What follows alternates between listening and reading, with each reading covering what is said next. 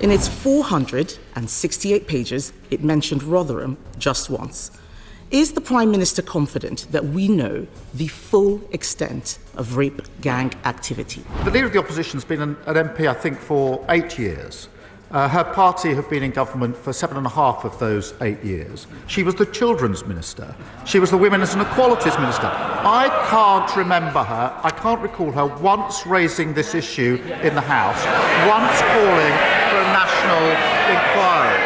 The Prime Minister called for 9 inquiries in the last Parliament. Does he not see that by resisting this one, people will start to worry about a cover-up? That would take us to, let's say, 2030, 2031. Prime Minister, it's not about you. It is about the victims.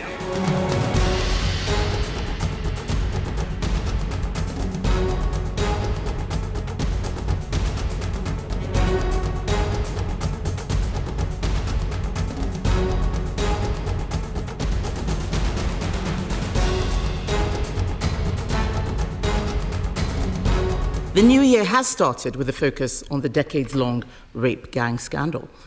Across the country, thousands of girls were tortured and sexually abused at the hands of men who treated them as things to be used and disposed of, destroying many lives forever.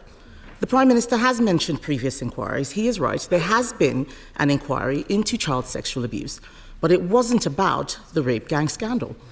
In its 468 pages, it mentioned Rotherham just once. Is the Prime Minister confident that we know the full extent of rape gang activity? Prime Minister. Can I first thank her for her condolences, and can I thank her for reaching out over the Christmas period when I lost my brother? I really did appreciate that, and I appreciate it today.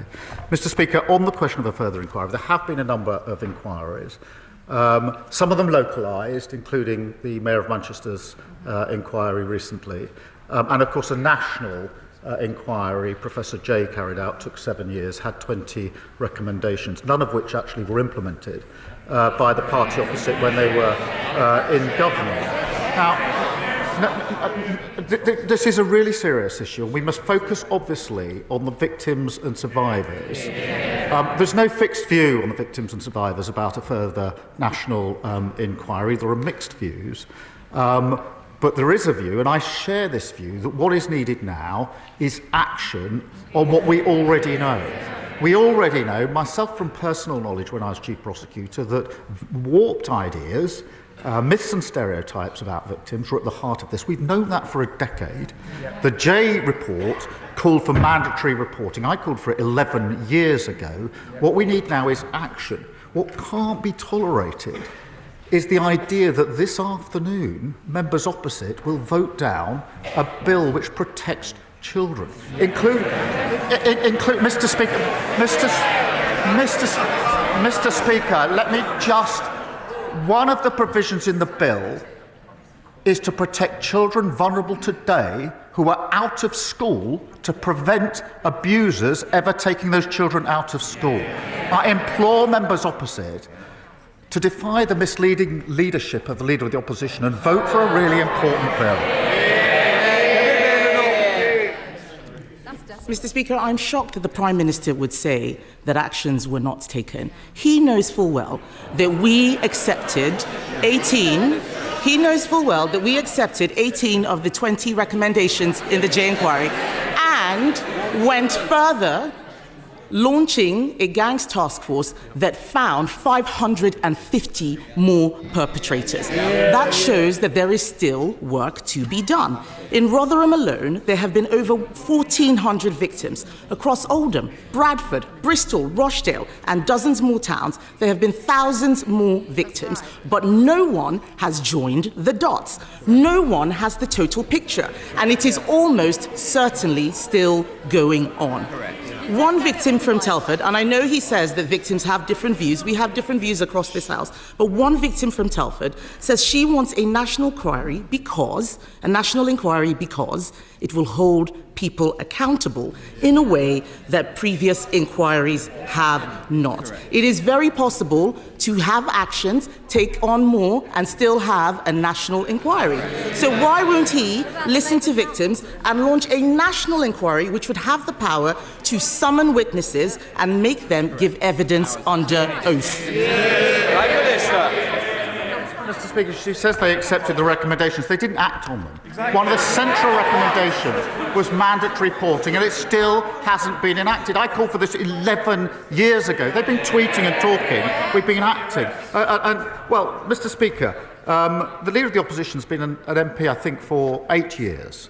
Her party have been in government for 7.5 of those 8 years. She was the Children's Minister. She was the Women's and Equalities Minister. I can't recall her once raising this issue in the House, once calling for a national inquiry. It's only in recent days she's jumped on the bandwagon. Now, Mr. Speaker, in fairness, if I'm wrong about that, and she has raised it, then I invite her to say that now, and I will happily withdraw the remark that she hasn't raised it in this House in the 8 years that she's been here until today. Kemi Badenoch. Mr. Speaker, the Prime Minister is being very specific because I have raised this issue. I've raised it in speeches, I've raised it publicly. He knows that as a minister, I would not have been speaking on this specific issue. I was not a Home Office minister. But Mr. Speaker, I will remind him about other victims who came to me who I did help. The victims of the Tavistock scandal who came to me as a minister. I didn't send them away like his safeguarding minister. I made sure, as his Labour Party were calling me transphobic, that we launched the CAS review, which even his health secretary has accepted. So we do right by victims, Mr. Speaker. The reason why a national inquiry is important is because this issue is systemic. It has been involving local and national officials, the police, prosecutors and politicians. He talks about some of the local inquiries, but these interlinked issues cannot be covered by local inquiries alone. In fact, the leaders of the Manchester inquiry resigned because they couldn't get evidence, they couldn't summon witnesses, and not a single person in a position of authority has been held to account. The Prime Minister called for 9 inquiries in the last Parliament. Does he not see that by resisting this one, people will start to worry about a cover-up?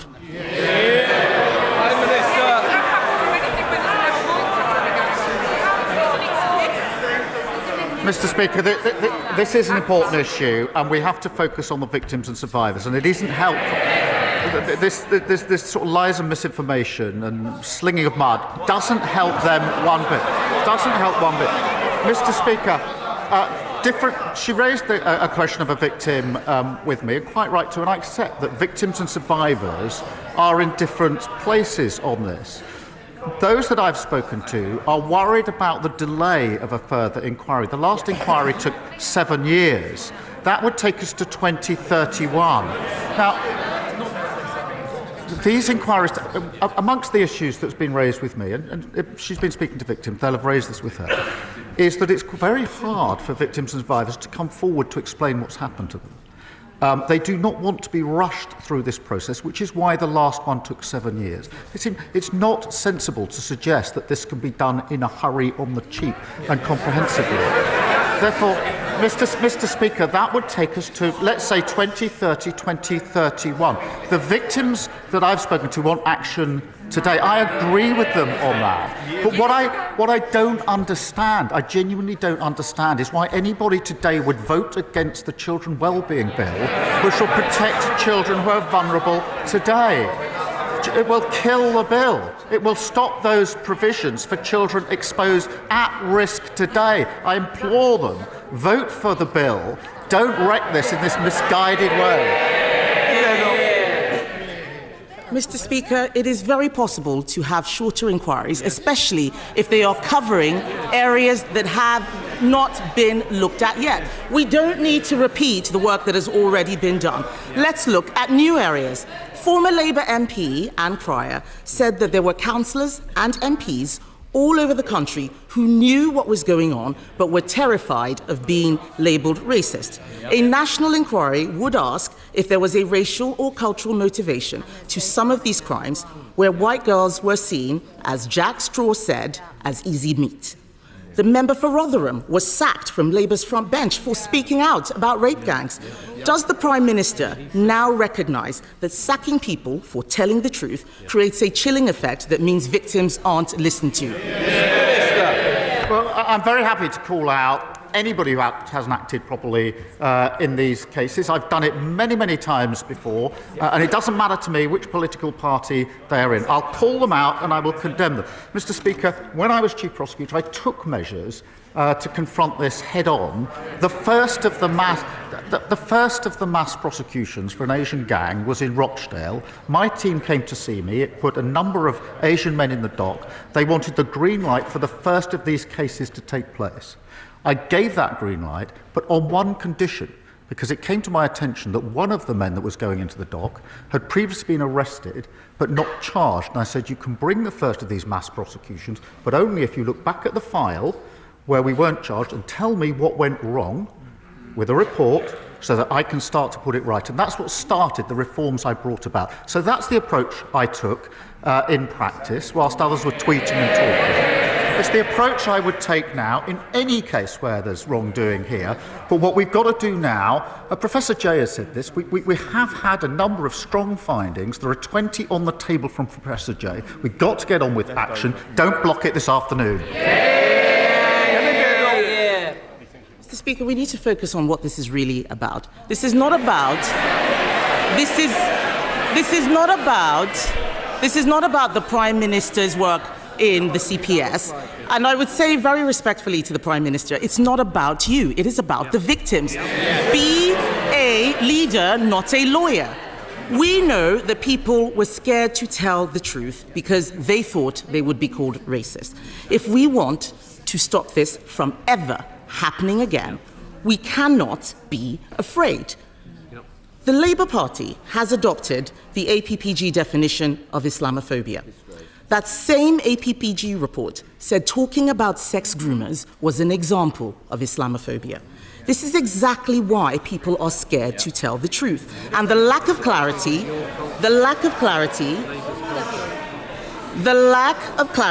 means that innocent British Muslims are smeared by association. That is not fair, and only a national inquiry can solve this. So will the Prime Minister look again at the Labour Party's adoption of the definition of Islamophobia, its chilling effect, and rule out introducing it in government? Prime Minister. Mr. Speaker, I will call out any aspect that has prevented anybody coming forward or any case going forward when it comes to violence against women and girls, child abuse or child sexual exploitation, as I have been doing now for the best part of 15 years. But, yes, some people will say there should be a further inquiry. But that does, I accept that, but that means all the victims and survivors who are going to give evidence need to be in a position to do so. Not all of them are. I've been speaking to them. There are some that do think they are. It will take time. All of the institutions will have to give evidence. That will take time. This will delay things till 2031 also. But we all, Mr. Speaker, we already know what the major flaws are. And my argument is we should get on with that action. And that's why we're bringing forward the bill this afternoon. Kemi Badenoch. Mr. Speaker, the Prime Minister has effectively told us that he's not able to do two things at the same time. This issue of a delay is a weak excuse. And I would say to him that by refusing this inquiry, he is enabling those people who wish to smear all British Muslims based on the actions of a small minority. He is talking about distraction tactics. Let us have the truth. The Prime Minister cannot tell the House the full scale of the scandal. He doesn't want questions asked of Labour politicians who may be complicit. He won't listen to the victims. He won't listen to the victims who are calling for a national inquiry.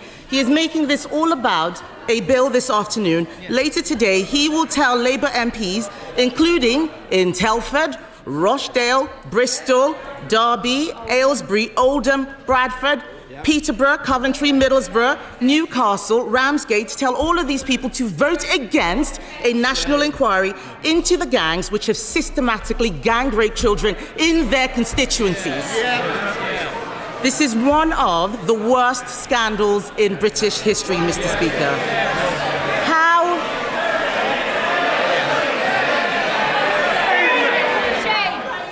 Sorry? This is a very, very important issue that does matter to the country. It matters to all our constituents. I want to make sure they can hear what's being said by the Leader of the Opposition and the Prime Minister of the Opposition. Mr. Speaker, this is one of the worst scandals in recent British history. But how are they going to explain to their constituents that obeying his whip is more important than doing the right thing? She's right to say it's one of the worst scandals. It's terrible. That's why I acted on it. Her recently acquired view that it's a scandal, having spent a lot of time on social media over Christmas, not once in 8 years did she stand here and say what she's just said. Not once in 8 years. They didn't act on the recommendations. They want a national inquiry. We had a national inquiry, the J inquiry, the J report. 20 recommendations, not a single one implemented. Not a single one implemented. And she said you can do two things at once. You can't kill the bill this afternoon, wreck that bill, and protect children. There was Mr. Speaker, there was a dreadful case of Sarah Sharif that everybody will remember. This was the girl taken out of school and abused by an abuser.